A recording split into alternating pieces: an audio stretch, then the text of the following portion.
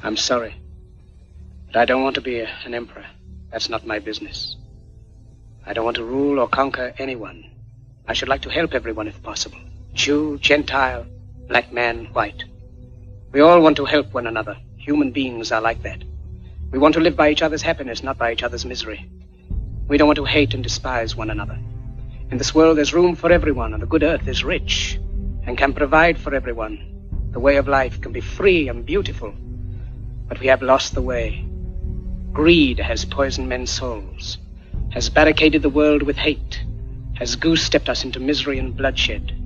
We have developed speed, but we have shut ourselves in. Machinery that gives abundance has left us in want. Our knowledge has made us cynical, our cleverness hard and unkind. We think too much and feel too little. More than machinery, we need humanity. More than cleverness, we need kindness and gentleness. Without these qualities, life will be violent, and all will be lost.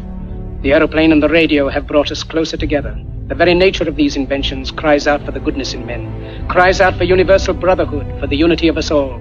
Even now, my voice is reaching millions throughout the world, millions of despairing men, women, and children, victims of a system that makes men torture and imprison innocent people. To those who can hear me, I say, do not despair. The misery that is now upon us is but the passing of greed, the bitterness of men who fear the way of human progress. The hate of men will pass, and dictators die, and the power they took from the people will return to the people. And so long as men die, liberty will never perish. Soldiers, don't give yourselves to brutes, men who despise you, enslave you, who regiment your lives, tell you what to do, what to think, and what to feel, who drill you, diet you, treat you like cattle, use you as cannon fodder. Don't give yourselves to these unnatural men with machine minds and machine hearts.